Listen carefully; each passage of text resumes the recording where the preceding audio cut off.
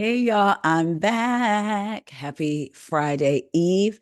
Let's get into some topics. Thank you for coming back to watch another We Go, aka What Else Is Going On.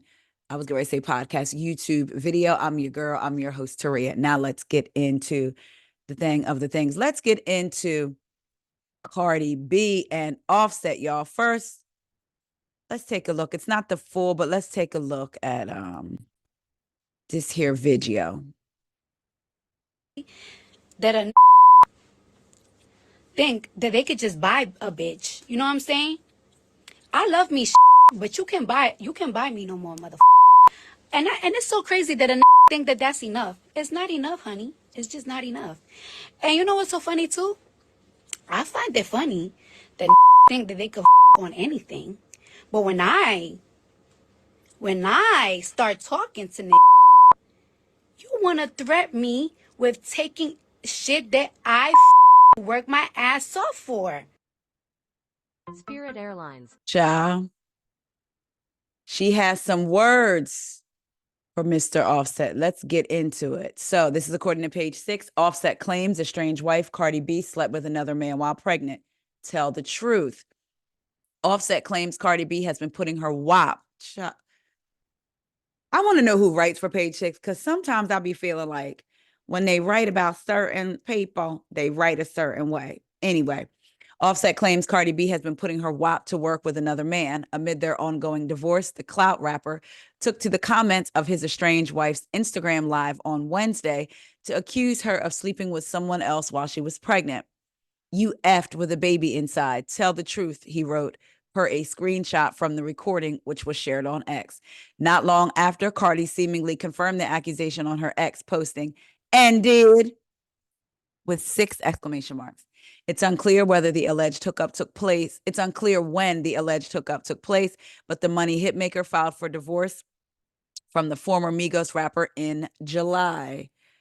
One second here. During her Instagram live on Wednesday, the I Like It rapper addressed several of her grievances with her soon to be ex husband, claiming he threatened to take away gifts he bought her because she was moving on from their relationship. And then we heard what she said. You know what I find crazy? That thinks he can take, thinks that they can just buy a B. So we heard all of that. Yeah, they going at it. So she previously filed for divorce in 2020. She filed the second time July 31st. There was another video and I cannot find it, but basically she had some more things to say. And she was saying how, you was blowing up my phone. And then you were so happy when I called you back. I only called you back because I want to change my son's school and I need your permission. I don't regret my 3 children, but I regret you. You think you told me that you was gonna F my ops.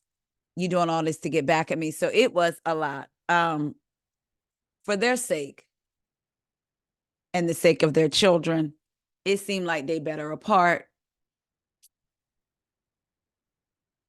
Just co-parent. And that's it. But we'll see if she goes through with the divorce this time. Next up, let's talk about Suge Knight. Jail has changed, I guess, from years ago, right? They can do podcasts, they can do interviews. I mean, they can text from tablets. This is according to page 6. Suge Knight names powerful music execs who allegedly used drugs, alcohol, and X to control Diddy, Usher, and Justin Bieber. Suge Knight claimed in a bombshell interview that disgraced mogul Sean Diddy Combs and other music stars are victims of abuse, name-dropping powerful execs he says are behind the alleged misconduct. The former Death Row Records CEO, who is serving 28 years behind bars for running over and unaliving a man, told News Nation Tuesday that his artists used to only smoke weed, but allegedly got into heavier drugs once they were signed to other record labels. Those guys, they introduced cocaine to my artist, Knight 59, alleged to host Chris Cuomo in a phone call from prison. Child. So once they got on, I hope y'all don't hear that. I hear like this beating. I don't know what's going on. It sounds like somebody's hammering something. But anyway, the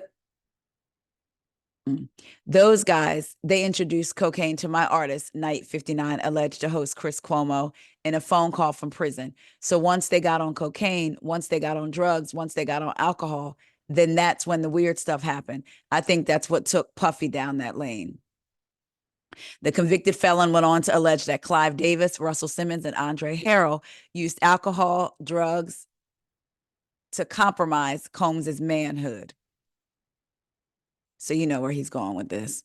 Combs was taught that he got Usher as a kid, alcohol, drugs, X, Justin Bieber. And by X, I mean with the S at the beginning. And see, they do these things to take control. You choose to be gay, that's your preference. But they're doing this to people for control.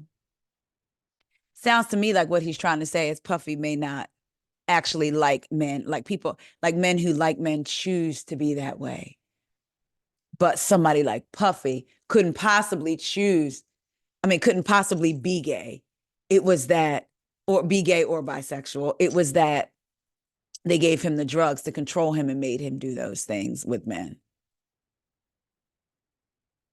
Is it possible that he just wanted to do those things with men without it being this whole conspiracy behind it? Child, Davis, Simmons, and Harrell, which is Clive Davis, Russell Simmons, and Andre Harrell, have never been charged with allegations made by Suge Knight. Page 6 cannot independently confirm whether Suge Knight's claims are true.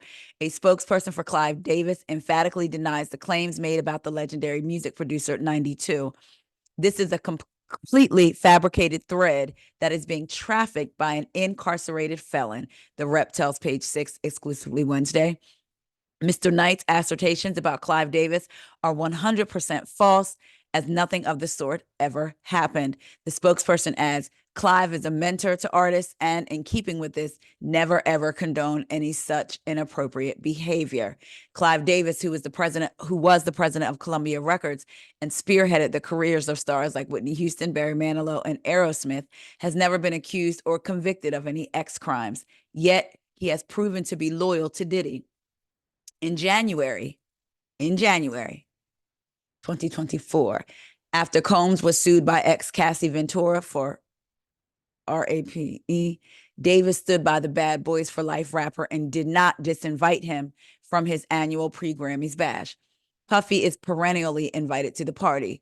He's always on the list, a source told Page 6 at the time. Wonder if he's still on the list now.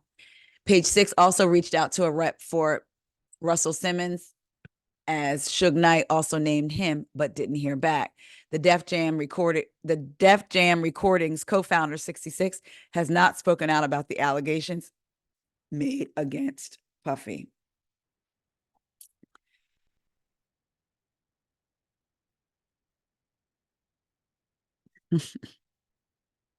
Suge Knight out here saying what Puffy did, basically saying what Puffy did wasn't his fault. It was because of the drugs and the alcohol that the higher-ups used to control him. What y'all think? I mean, we know what it is, but what do y'all think? Again, this man is calling from prison to do this interview. Moving on. Let's get into Diddy's lawyer. This is according to the Jasmine brand. Diddy's lawyer explains why 1,000 bottles of baby oil were found in record exec's home. Diddy's lawyer has an explanation for the 1,000 bottles of baby oil found when Homeland Security raided the record executive's home earlier this year. Appearing in TMZ's upcoming documentary, The Downfall of Diddy, The Indictment, attorney Mark Agnifilo claims that Diddy's infamous freak-offs weren't harmful like the public thinks, and were typically threesomes with Diddy, his now ex Cassie, and another male.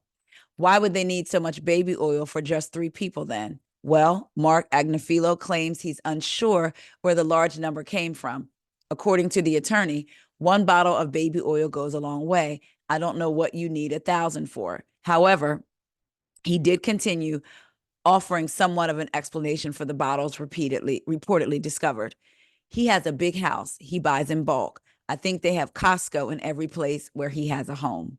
The full documentary is set to air tonight, Thursday, September 26th on Tubi. So are y'all going to be watching the documentary? Again, it's called The Downfall of Diddy, The Indictment. And his attorney, Mark Agnifilo, is in it and tries to explain why there was 1,000 bottles of baby oil.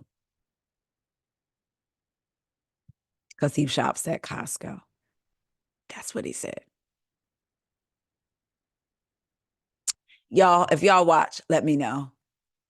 I was thinking about watching, but I don't know. So y'all let me know what y'all think about his lawyer coming out and giving us a reason for the 1,000 bottles. Let me know what y'all think about Suge Knight's interview and what he had to say about Diddy. And Cardi and Offset, boy, oh boy, I do hope they don't continue this cycle and just, like I said, just co-parent.